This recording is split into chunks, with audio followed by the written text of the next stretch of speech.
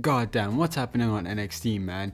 We're seriously gonna get the TNA World Champion having a confrontation with the Undertaker. I swear this is just literally a ploy to keep the TNA World Championship hostage. Because what the fuck you mean TNA is about to put the World Championship back in one of its own wrestlers' hands, but then the former World Champion, an NXT wrestler, is gonna face the Undertaker. Or I mean, talk to him, have a program with him, you know what I mean. Shiloh Hill versus Trick Williams is gonna be a banger of a match, though, that I'm sure of. But seriously NXT, who the fuck made that graphic? Because it looks like something I could have made. Like, I can put Canva on right now and make that exact graphic. Like, seriously, you have $1 million fucking budget. Get this shit right. I'm so gonna get demonetized. I swear I don't swear this much. Just give me a break. In other news, the Evolve Women's Champion was supposed to face Carmen Petrovic in a match I honestly was really excited for, only for it to last all but 5 seconds before Jordynne Grace came out and just beat the shit out of everyone. I really love the logic behind this. Like, hey, Callie Armstrong is really cool. She's also the Evolve Women's Champion. So let's have her have a match against a very beloved wrestler, a very underused wrestler in Carmen Petrovic. But before the match can actually start, we'll just have Jordynne Grace beat the shit out of everyone. And then, you know, she can just call out Blake Monroe. And Blake Monroe isn't even at the arena tonight. And don't even get me wrong, I like Jordynne Grace. I want to see this feud with Blake Monroe. I'm intrigued to see where it goes. I think there's potential there. But come on, Callie Armstrong versus Carmen Petrovic, that's not a match you think you want to see, but it's one of those matches you actually want to see.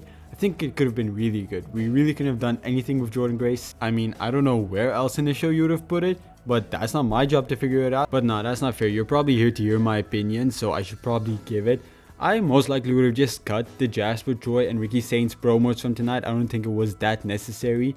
And then you could have just had Jordynne Grace attack the girls after the match, like actually give us a match. Even if the match just ended up being 5 minutes, I think it would have been more than enough for me. And we literally only had 3 matches on tonight's card. Well, except if you count this one, but if you do, you should probably go to an AA meeting. I don't know what to tell you. Trick Williams also had to team up with Santana and Joe Henry tonight against Darkstate. Your typical match where it's can they get along, can't they? And I realize with Darkstate, as interested as I am in what they're doing, or intrigued, I'm not gonna say interested, I feel like there's a very big disconnect between the wrestlers, or at least the fans and the wrestlers, because I don't have a clue any of these guys are personally. And that sucks because there seems to be something there. Like, at the very least, I know Dion Lennox has some personality, and I remember him from that whole feud with Carmen Petrovic, Brinley Reese, and Ashante Adonis. So I know he's capable of having a personality. I know he's capable of having character work, but they just haven't shown it. Getting involved in their business.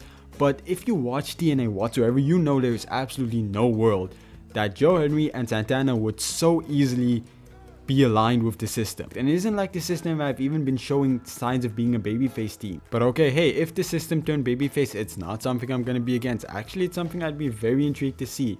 And that's afterwards we got the whole Trick Williams Undertaker stuff. Crucifino versus Stax. I initially thought it was for the Heritage Cup, but nah, it wasn't. I mean, it would have been really nice, but it doesn't really matter. The match was a banger regardless. It just really sucks for them that the moment people finally start to care about this feud, it's literally in the final match, man. That could be a good feud regardless of which direction you go there. Let's get to the NXT World Title scene, should we? Because ooh, I have opinions. So Josh Briggs comes to the ring and he goes off on his now former teammate, I guess, Inamura, because he's saying Inamura was too nice. Inamura has been here for only a year and he already got a championship opportunity, while Josh Briggs has been here for 4 years and he hasn't gotten a single one.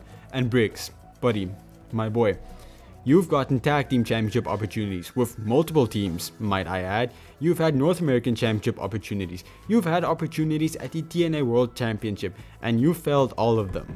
And yeah, I know it's kayfabe, I'm not getting mad for real, but if I'm gonna invest myself in the show, I'm gonna be a Lex Luthor level hater, and Josh Briggs is my Superman now. Oba Femi then comes out and tells Briggs that whether Briggs interfered or not, the end of the match would have been the same. Oba would have still been champion. Inamura then also comes out, and before we know it, we have a triple threat world championship match announced. Oba Femi and triple threat matches have such a great track record, so just give it to me, feed it to me, give it to me, I want it.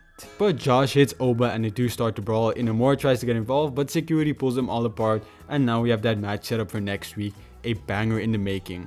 And I mean, next week's show is setting up to be a banger. We're gonna have this World Championship match. We're gonna have Trick Williams facing, well, confronting Undertaker. We're gonna have Blake Monroe making her official NXT debut against Ren Sinclair. I'm gonna talk about that more in a second. We also had Ricky Saints vs Jasper Troy set up through a bunch of backstage segments, which is also going to be a goddamn banger, so I'm excited for that. Next week's is going to be an awesome show.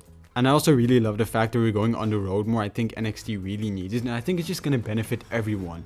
Because staying at the PC, fans are going to get used to you. They're constantly going to cheer you. But if you go on the road, you get a more authentic reaction from the fans and seeing who clicks and who doesn't. So I really think it's for everybody's benefit.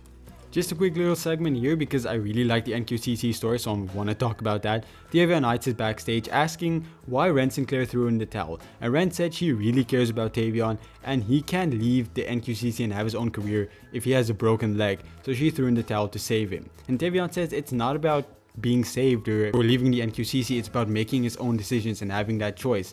And then Ren says, well, he can still do it next week since he's healed now. And Charlie Dempsey comes up and he basically tries to tell him he can still pursue his dreams in the NQCC, he just has to stay in the NQCC. Ren Sinclair tells them to stop fighting, she has a match next week and she would really like them to support her, but she's not going to leave either of them, so it's up to them if they're in her corner or not. Next week she's facing Blake Monroe, so I'm really curious to see who's going to be in her corner. I'm pretty sure Tavion Knights is going to be, but Charlie Dempsey, that's kind of questionable. I love the story. And now I've honestly gone way too long in this video without talking about the literal beginning and end of the show, which all surrounded the TNA Knockouts Championship and the NXT Women's Championship, so let's get into that. JC Jane and Fatal Influence come to ring. They talk about all the stuff that happened over this weekend and how JC Jane is going to be the first double champion on NXT and TNA. Masha Slamovich comes out, basically just says no. So Ruka and Zarya come out with So Ruka saying, well, she's also a double champ, so JC Jane should shut her mouth. All 6 women begin to brawl, which sets up a 6-woman tag team match for our main event, which was again another really solid matchup. Eventually, during the match, Izzy Dame and Tatum Paxley tried to interfere, tried to attack So Ruka and Zarya, but it didn't really work out. So Ruka and Zarya fought back, fought them all the way backstage, and we really need NXT Women's Tag Team Championships. Like, in this whole program alone, we had 3 NXT Women's Tag Teams. Like, come on, let's give NXT Women's Tag Team Championships. It has a really strong foundation, or at the very least involve the TNA Knockouts Championship somewhat. Those belts feel like the most natural belts to cross brands. Overall, that leaves Masha Slamovich alone, and she actually manages to overpower all 3 girls of Fatal Influence and pin JC Jane. Holds that championships high. Yeah, she's cooked. She's gonna lose to JC Jane. And I mean, I don't even care really. I would actually prefer that, because the whole thing of JC Jane just somehow finding success has been really entertaining, and while I don't think it's beneficial to TNA at all, I mean, as someone who personally watches both shows, it's just something I want to see. But hey, if Masha Slamovich wins, I would also be fine with that, and actually I think it would be pretty cool. So if I had to give tonight's show a rating, I would give it a 8 out of 10. I think it was messy, I think it was chaotic, I think it was pretty entertaining, but god, I hate how short, well, not even short, how non-existent that Kelly Armstrong and Carmen Petrovic match was. Because when I opened Instagram a few hours ago before the show, I saw that match was announced and I was like, oh shit, that's probably the match I'm most looking forward to tonight. And then it lasted 3 seconds, so yeah, fuck that. Anyways, thanks for watching. I covered TNA and NXT weekly. I'm also going to cover Evolve this week, so if that interests you, leave a like and subscribe. I hope to see you again soon. Okay, bye.